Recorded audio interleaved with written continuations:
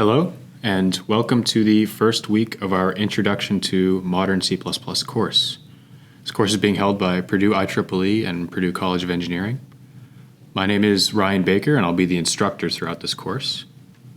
This is actually a re-recording. We had an in-person lecture yesterday, but the recording from that session didn't save, so I'm going to make a re-recording of the Lecture 1 material now.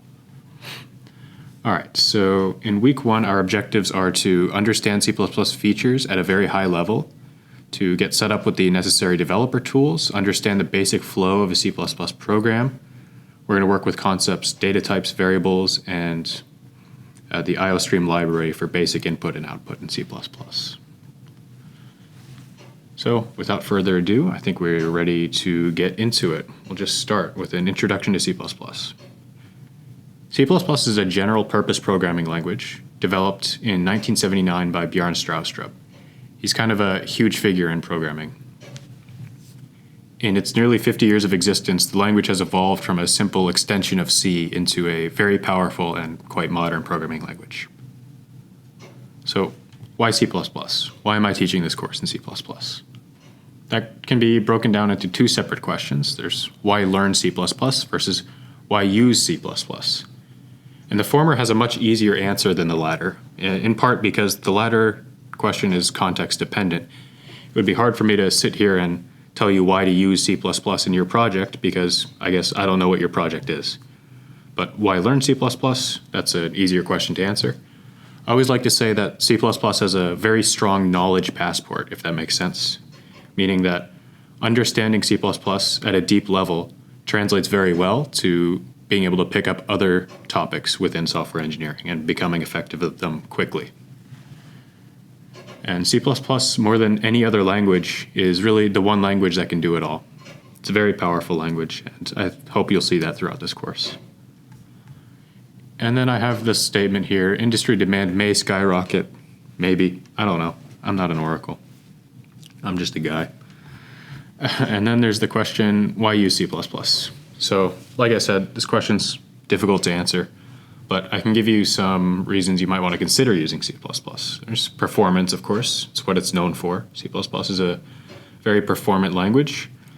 It's a language that provides you with a great deal of freedom through, manual memory management and low-level access. And then finally, C++ is standardized, which, has benefits and drawbacks, but it does allow you to make certain assumptions about program behavior that you cannot necessarily make with unstandardized languages. All right, and a quick history of C++. It's evolved significantly since its creation, like I said before, and that's been a great source of controversy, actually, because C++ has to maintain backwards compatibility with C. So when you have all of these regular language updates, C++ 11, 14, 17, etc., you're kind of adding on to a tool that many people already think is flawed. And it creates this dynamic where you're sort of pigeonholing yourself, if that makes sense, because you have to maintain backwards compatibility with C, which means that some features are more cumbersome in C++ than they might be in any other language. But nonetheless, it's a very powerful language. So the most important thing to know is that C++ has been updated every 3 years since C++ 11 in 2011 came out. And there are at least 2 more planned in 2026 and 2029. The big updates have really been C++ 11, probably by far the largest. C++ 20 was a pretty big one. Yeah, and we'll see what comes in 2026 and 2029. Throughout the course, we'll be focusing on a lot of things that were introduced in these updates here.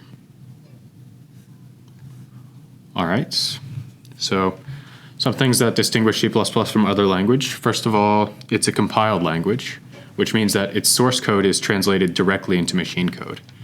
You can contrast that with something like Python or JavaScript, for example, which, for the most part get executed line by line. C++ gets compiled all into machine code and executed all at once. C++ is statically typed, which means that it just enforces data type rules at compile time, helping to prevent runtime errors. And C++ is also a multi-paradigm language. Some languages will enforce a programming paradigm on you. And a programming paradigm is sort of just a super high level way of how you go about solving a problem. And some examples would be object-oriented programming, where you basically group your program into things called objects, which are a collection of data and functionality. There's functional programming, there's procedural programming, and there's, all of these paradigms have their benefits and their drawbacks. There's debates, interesting debates about which ones to use and when. C++ doesn't enforce any of these. It supports all of them, but you're by and large free to choose whichever one you want. All right, so this is the environment setup section. And, just because I'm recording a lecture, I guess I'll talk a bit about the tools that are required. But if you have access to these notes, and you should have access to these lecture notes, they're going to be on the course GitHub or on the Brightspace or in the description, I guess, if you're watching this online. Then you should have access to this appendix here, which will include some brief instructions for installing VS Code for C++ development and a compiler, depending on your operating system. If you're on Windows, I'm sorry. It's been quite complicated for Windows users to get set up, but hopefully that will get resolved. So I'll talk a bit about what these tools are, what they do, because it's confusing to some beginners. It was confusing to me. Like, I didn't really understand what was happening when I was learning this stuff, so that's why I want to talk about it. You really only need two basic tools. There's a text editor and a compiler. A text editor is simply a tool to edit text. I mean, it's really that simple. You can use Google Docs to write your code for all I care. It's probably not going to be, very easy or very fun with all that auto capitalization and whatnot, but it could work. Text editors are often very basic. And as such, developers often prefer to work with something called an IDE, which stands for an Integrated Development Environment. And that's a tool that includes, language-specific features like debugging and extra development capabilities. Some popular IDEs for C++ include VS Code, which is the one that I would recommend to most people. It's probably the most popular, and it's free, so. And there's no shortage of plugins, and it supports C++ through extensions. And then there's CLion. I've used CLion and VS Code before. I used CLion for about a year when I started C++ programming. It's a JetBrains product, and JetBrains products are renowned for being high quality, but I don't actually know if they're free. I might have just gotten it free because I was a student. So I would recommend looking into this one. It's a very high quality IDE. But if you prefer a lighter weight development experience, you sort of want to understand more about what's going on under the hood, you should consider using a text editor like Vim or Emacs, which is what I use. I'll be using Vim throughout the series. You'll see me using it. Hopefully you will fall in love with it like I have. All right. And then there's the compiler. The compiler is a tool that's responsible for translating your C++ code into machine instructions. And like I said before, a text editor is just a tool for editing text. Your C++ code is just text. It's that simple. And the compiler just reads that text and translates it into instructions for the CPU to execute. Some popular compilers are Clang, which is probably the best for Mac OS. There's GCC, which is likely the easiest to get for Windows and Linux users. There's MSVC, which here I've made my thoughts clear about, but it's probably easy to get it on Windows, so if you decide to use MSVC, it's going to be fine for this course. Probably, whatever. We'll see some reasons why I think these things about the compilers throughout the course. I'll be using Clang throughout the course. I'm on a MacBook.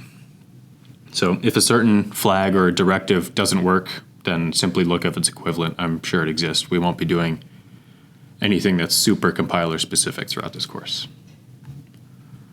All right. So we can get into writing some code now. With your text editor of choice, like I said, mine is NeoVim. We're going to write the following program. So I'm going to cd into my directory. It's going to be 0, which is week 1, lecture, code. Okay. I'm going to open a file called helloworld.cpp. This file extension, it doesn't actually matter. We'll see that it doesn't actually matter in week 3, but it's, good for everybody to just make it a CPP file for C++. All right, and I'm going to write a Hello World program. If you don't know, Hello World's kind of like a universal introduction to a programming language. It's like the first program that everybody writes. So we're going to include IOStream. We say int main, and we'll see what these things do throughout the lecture. Hello World. And line. And then we'll return 0. Okay, so here's the Hello World program. It's basically just in a text file right now. So I will compile it using Clang.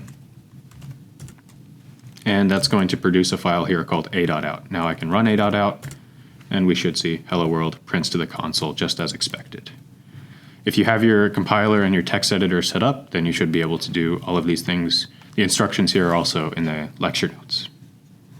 Okay, so the remainder of the lecture is basically going to be spent on figuring out, what's going on here. We're going to look at some things that are inside of this Hello World program, the main function, this return statement, this cout. We're going to learn a little bit about all of these things.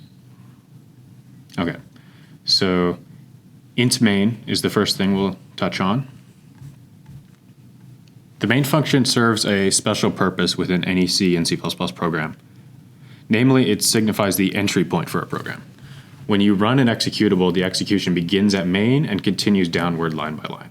So this symbol here is how the computer knows where to start executing instructions. The return value of main is here. It's an integer. Int stands for integer. The integer value returned by main is a signal to the system about whether or not the program succeeded or failed. So when I say return 0, I'm returning 0 as an integer from main. And that says to the system that the program ran fine. And we can see that. I run a.out, hello world, prints fine. And in my pretty terminal here, if I make it small enough, my pretty terminal, I'll get a check mark when I run a.out. If I vim back into it, I'm going to return something not 0 now, or return 1. And what a non-zero return says to the operating system is that this execution failed. So I'll recompile this, and I'll run a.out, and I'll run a.out. I got to zoom out a bit, sorry about that. But you can see that the execution failed because I have this X in my pretty terminal. But what that would do is it would break, maybe break a pipeline or break a double ampersand operator, just anything that's going on in your operating system. That's where the return from main goes. It's back to the system. Okay. One final note, I'll just include it for completion's sake, is that C++ will insert a return 0 for you by default at the end of main function. And this is only true for the main function, not true for any other function.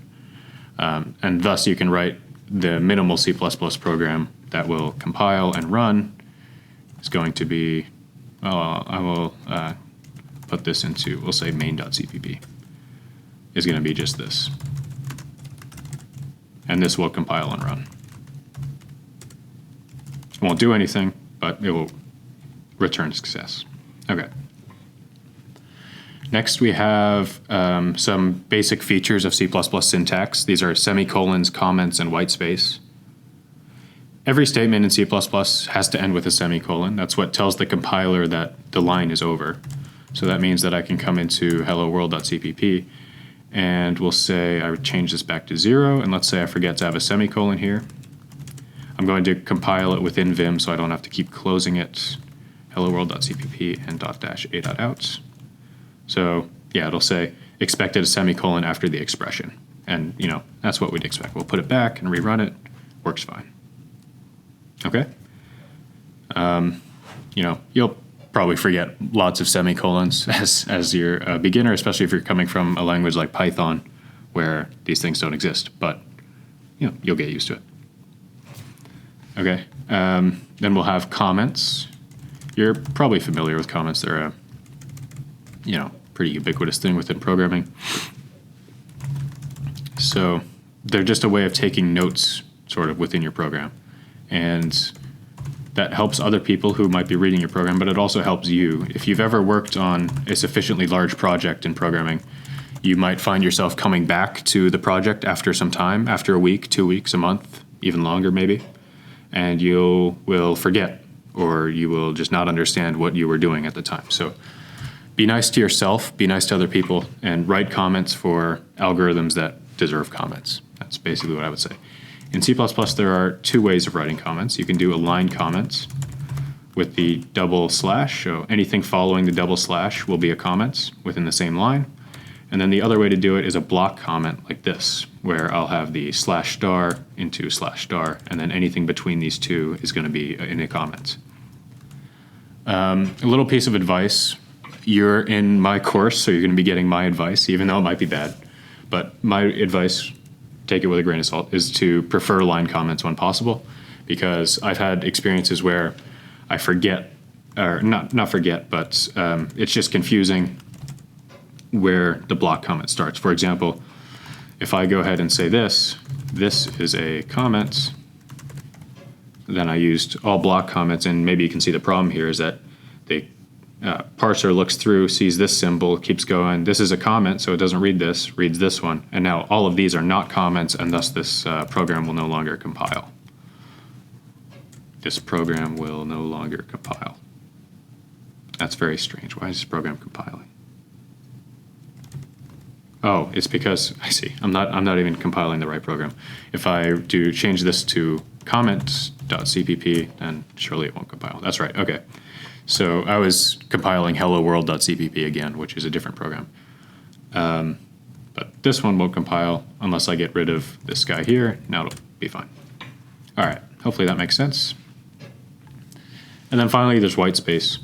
White space is stuff like, spaces, tabs, new lines. And the rule of thumb is that C++ just does not care about white space. So that means that all of these programs are just entirely equivalent. You have int main return 0 on one line. You could do something like this, something like this. Both of these, number 1, 2, and 3, are all quite popular. Number 1's mostly used for short functions, but 2 and 3 is just a matter of taste. I tend to prefer number 3. Number 4, nobody ever really writes code like this, but you could. You probably just should reconsider your life choices if you find yourself writing code like this, but that's fine. Okay, so let's move on to the sort of real stuff. We have data types and variables. I like to say that programming is, at the end of the day, just manipulation and interpretation of data. For us humans, data can come in many, many forms. It could come in sound, sight, integers, text, etc. As far as a computer concerned, though, it's all just bits. And because of this, it can be said that the only real difference between any data types in programming is how many bits they occupy, or in other words, their size in memory. So a bit, if you're unfamiliar, stands for binary digit, and it's the fundamental unit of information. It can represent 0 or 1, like binary digit. A byte is just a term for 8 bits stored contiguously. So similarly to how if you have 8 digits stored contiguously, you can represent 10 to the 8 possible numbers. If you have 8 bits stored contiguously, you can represent 2 to the 8, which is 256 possible values. Hopefully that makes sense. C++ primitive types. It provides a few built-in types, which we'll talk about. They're called primitive types. There's the int, which is integer. We saw that. That's the return value from main. And it's used to represent integers. Hopefully that's not too big a surprise. There's a char, which stands for character and represents characters, A, B, C, plus, etc. There's a bool, which can represent true or false. There's a float or a double, which can represent fractional numbers. And there's a void, which you can think of as representing no type. It's mostly used for function returns, functions that don't return anything. And then there's some use with void pointers that we'll talk about later in the course. But don't worry too much about void for the first week or two. Okay, so let's talk about int. Integer is probably the most used data type. I don't think you can really argue that. The integer data type typically occupies 4 bytes of memory in C++. And I say typically because C++ doesn't actually standardize that. It's just up to the compiler. It's just that most compilers on most systems will make 4 bytes of memory for an integer. And if it is 4 bytes, that allows you to represent values from -2 to the 31 up to 2 to the 31 minus 1. And how did I arrive at those numbers? Well, we have 32 bits of memory within an integer. That's 4 bytes times 8 bits per byte. It's 32 bits, which means that we can represent 2 to the 32 possible values. And it just so happens that integers range is from -2 to the 31 up to 2 to the 31 minus 1. And if you subtract those two numbers, you'll get 2 to the 32. All right, so we have 2 to the 31 minus 1. Hopefully this isn't too big a surprise, plus 2 to the 31. And then we have to, add 1 back because we are performing discrete math, so, plus 1, and we'll get 2 to the 32. Okay.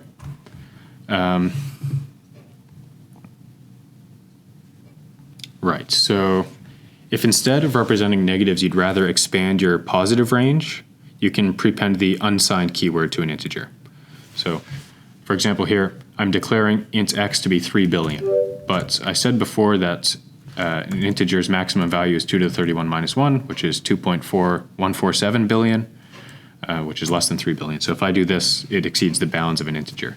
So I could prepend the keyword unsigned to that x, and what that would do is it would allow it to store values between 0 and 2 to the 32 minus 1. So it's basically just taking the range of values that you can represent and shifting it to be all positive, which is perhaps useful if your integers are never going to be negative. It's probably a bit early to mention this for week 1, but there are some interesting nuances about what goes on under the hood for integers versus unsigned integers. And if you're interested in learning more about that, there's a talk called To Int or To Uint by Alex Deskovsky. He gave it, I think, a couple times at a few different C++ conferences. I saw it in Toronto. It was a very interesting talk. I'll recommend that. All right, so we will move on to character types. The character data type is just an integer in disguise, is what I would say. It typically occupies 1 byte of memory. And why do I say that it's an integer in disguise? It's because all characters are just encoded as integers according to this ASCII table shown below. And we can prove that if we have this program here, like, let's call it clear, let's say, I don't know, I'll just call it character.cpp. Okay, and then we'll have include IOStream. This is what's allowing me to print stuff to the console. I'll have my main function. Okay, and then I'm going to say int x equals a. And, that might look confusing because a is not an integer, but characters are just integers in disguise, which means that I can see out x. And it's not going to print a, it's going to print some integer value associated with the character a, but it will compile and run just fine.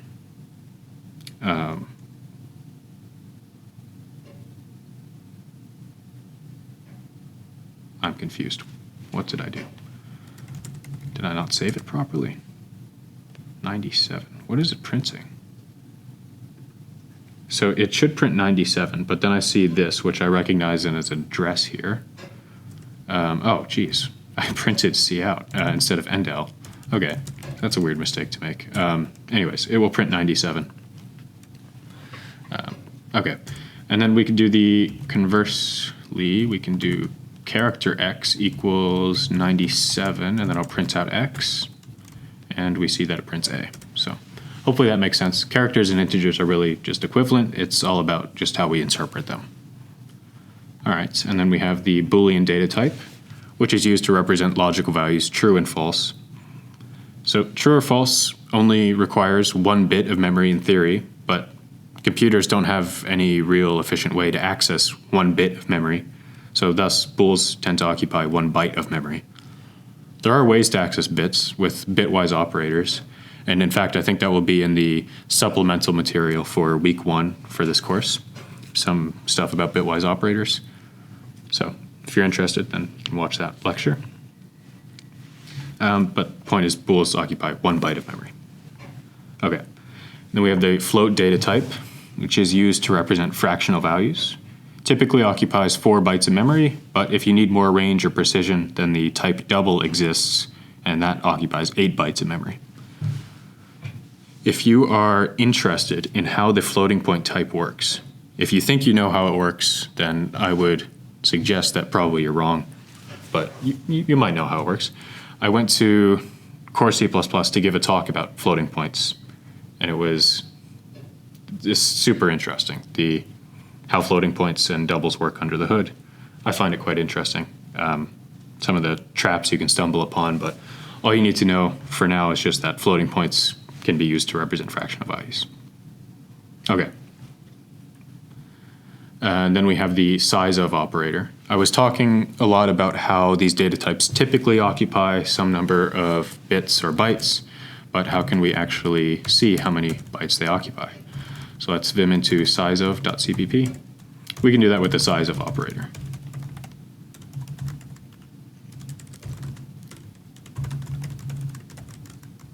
Okay, so the Sizeof operator takes as input a data type or a variable, and it returns its size in bytes. So I'll say size of int. We will not print cout. Okay, so if I run this, we should get 4. I ran character.cpp instead of sizeof.cpp. Okay, we should get 4. I should just set up a neovim alias to run the current file. That would be smart. And similarly, I can do something like this. I can just say int x and then cout size of x.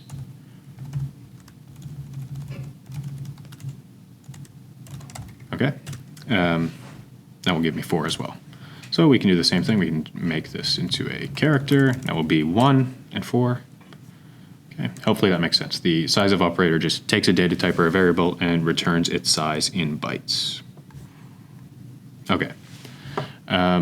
Variable initialization can be broken up into declaration and definition. So take a second and parse those words maybe. Variable initialization can be broken into declaration and definition. Declaration occurs when a variable is given a name and a type. So if I say int x, I am declaring an integer variable x. If I say x equals 10, then I'm defining x to be 10. That's really simple as that. Declaration and definition. They can occur on the same line. I can do something like say int x equals 10, and I'm declaring and defining it in one line. And you can do that in 2 different ways in C++. So this will be sort of our first touch of modern C++ with C++ 11 brace initialization.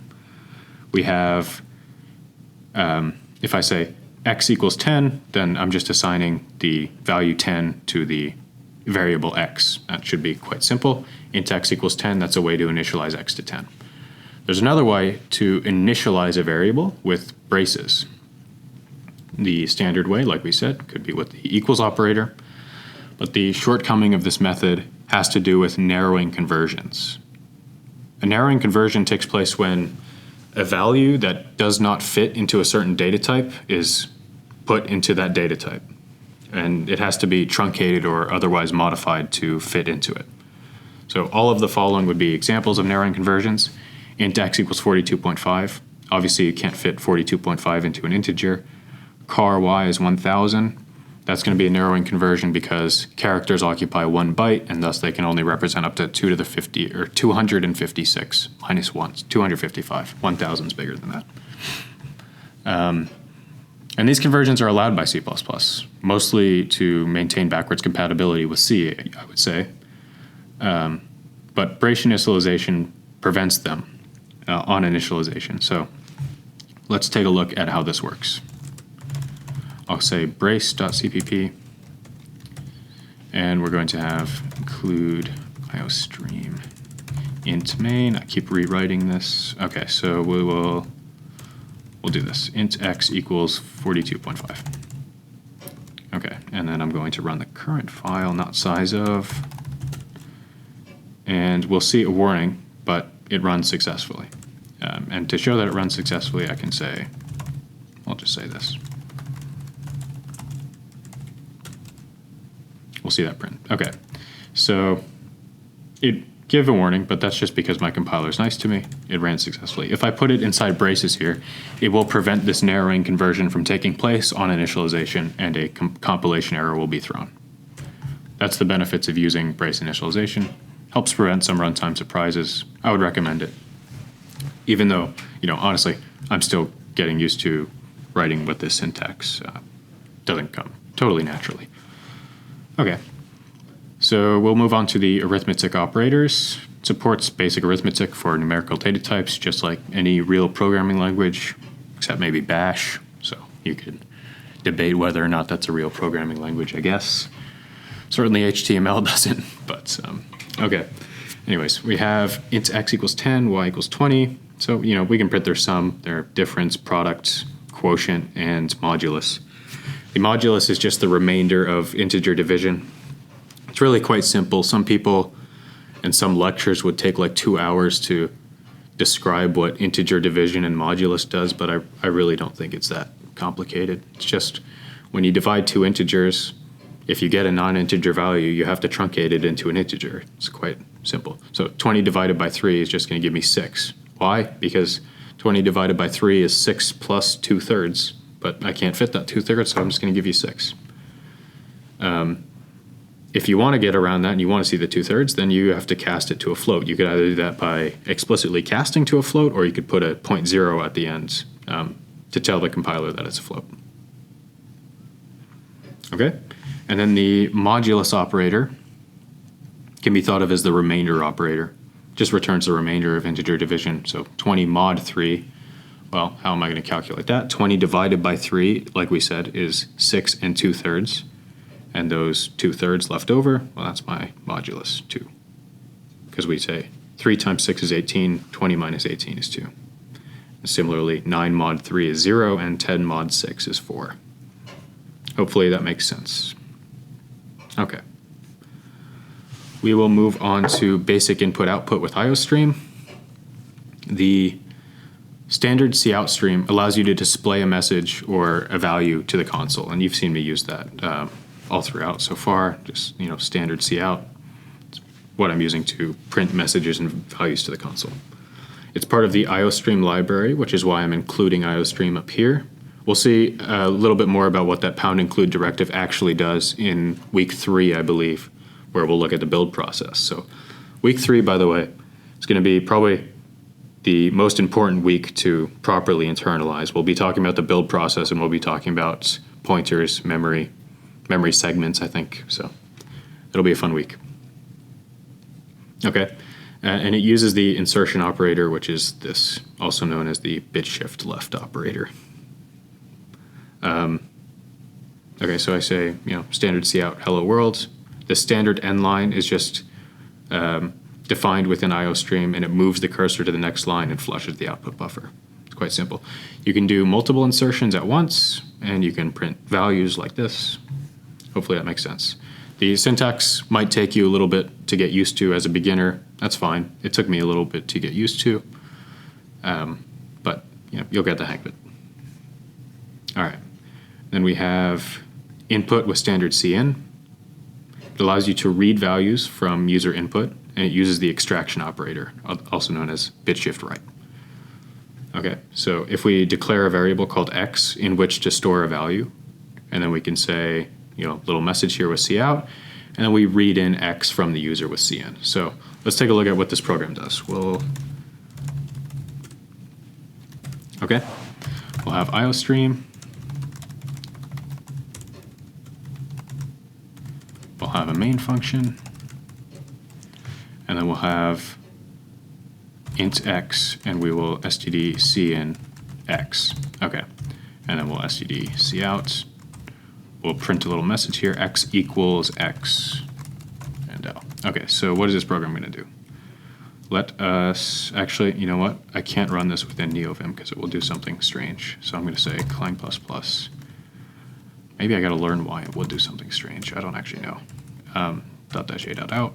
Okay, so now the program's paused. It's waiting for me to input an integer value.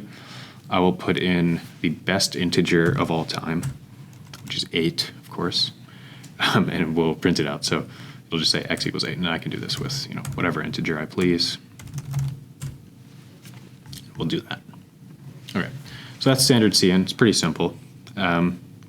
You can also see in multiple things at one time, just like you can see out multiple things at one time. So I can read 3 integers like this.